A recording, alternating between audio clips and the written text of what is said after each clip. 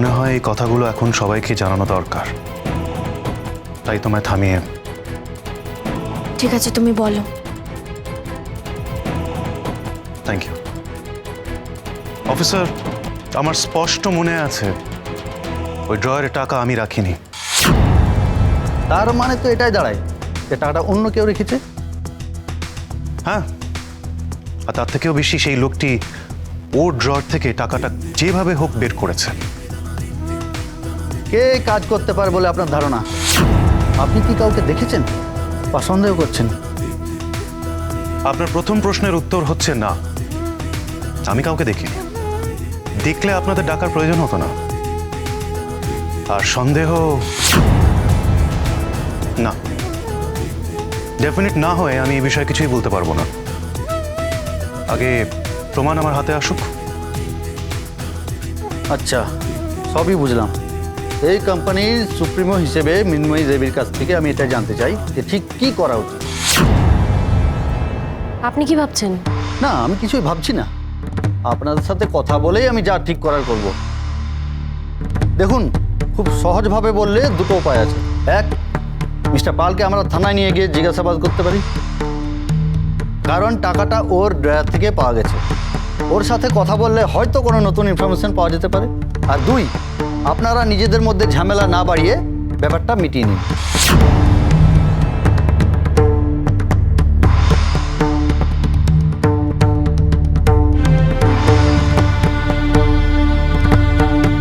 মৃন্ময়ী দেবী, যা করার একটু তাড়াতাড়ি করুন প্লিজ।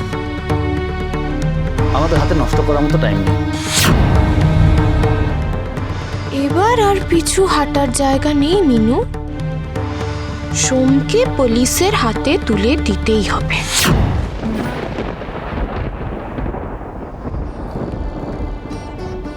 মেয়েটা জ্বর কমেনি না? হ্যাঁ, ওদিকে নাকি আবার অফিসে পুলিশ এসেছে। কি হয়েছে বলতো? কি করে বুঝবো মা? তুমি যেখানে আমিও তো সেখানে। মানে কেন এরকম করে বলছিস? আমার চিন্তা হচ্ছে তো। খামাখা কত বিপদ ঘটে যাচ্ছে বলতো। বিপদ কি আর বলে কয়ে আসে মা? যখন তখন আসে।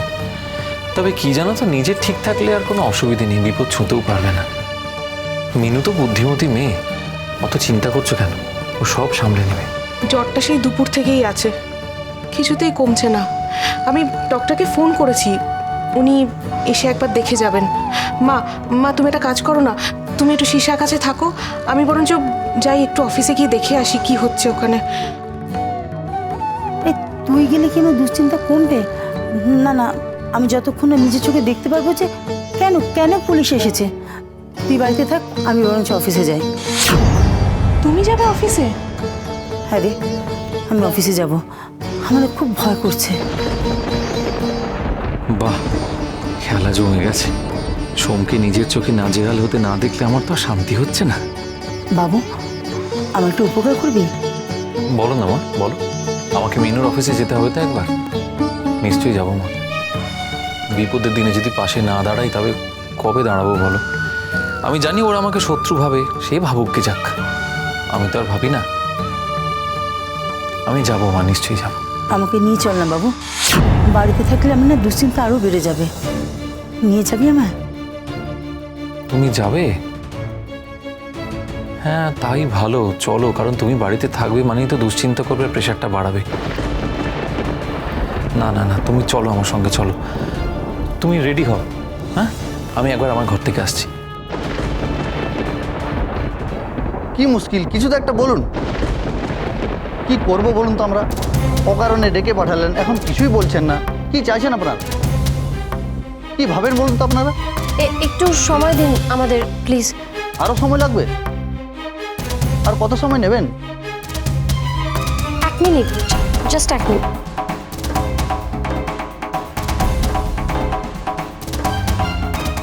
কি করবি এখন মিনু? আমি কিছু বুঝতে পারছি না দিদি ভাই, কিন্তু আমি জানি ও নিজের হাতে কিছুতে টাকাটা লুকিয়ে রাখতে পারে না।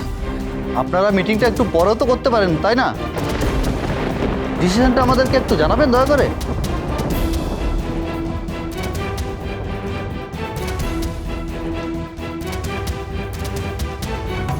নিজেদের মধ্যে ব্যাপারটা মিটিয়ে নিন না, অযথা জল ঘোলা করছেন কেন? এটা আপনি কি বলছেন পুলিশ বাবু? হ্যাঁ, আসল চোর কে আছে না আছে এসব তো এখনো জানাই হয়নি।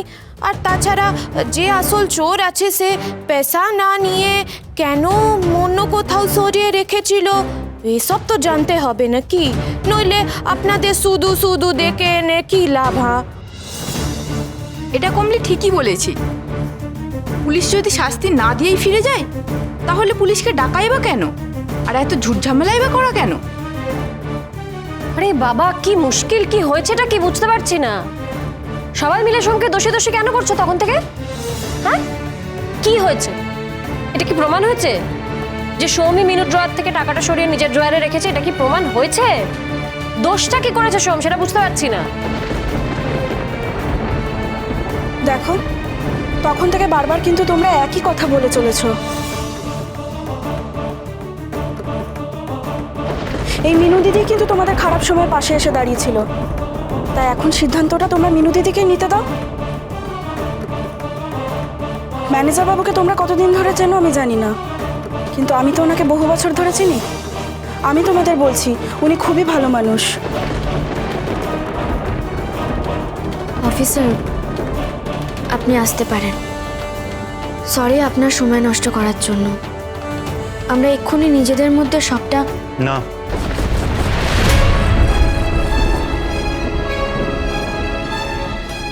আমার মনে হয় না এই বিষয়টা আমাদের এখানে মিটিয়ে নেওয়া উচিত।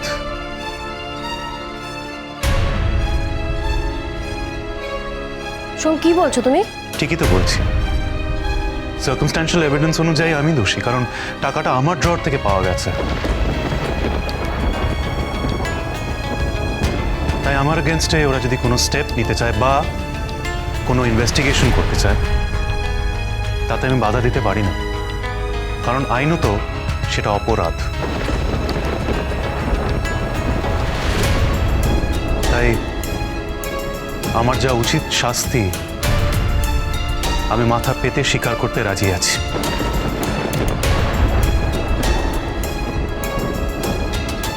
সোম, পাগলামো করো না।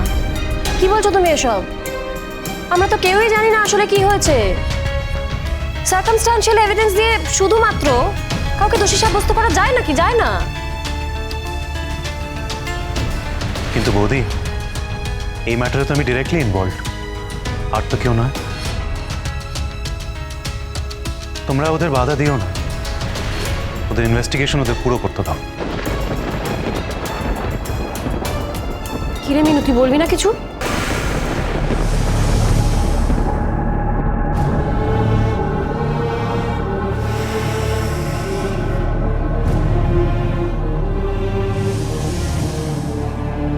অফিসার,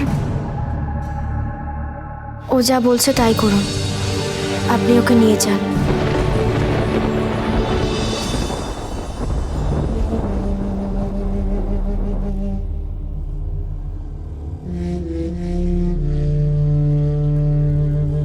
তোমায় আমি বলেছিলাম না সোম, যার জন্য তুমি আমাকে এইভাবে পায়ের নিচে ফেলে দিলে, তার জন্য যদি তোমাকে একদিন কাঁদতে না হয় তাহলে আমার নামও জাহ্নবী বোস নয়। আমার এক ফোঁটা চোখের জলে তোমাদের তোমাদের তোমাদের সবার চোখের ধারা বয়ে যাবে। অনেক কষ্ট দিয়েছ আমাদের, নিয়ে যান। দেখলে তো, আমি ঠিক আমার কথা রেখেছি। এই তো সবে শেষে শুরু তোমাদের। দুজনার দুটি পথ, দুটি দিকে গেল বিকে।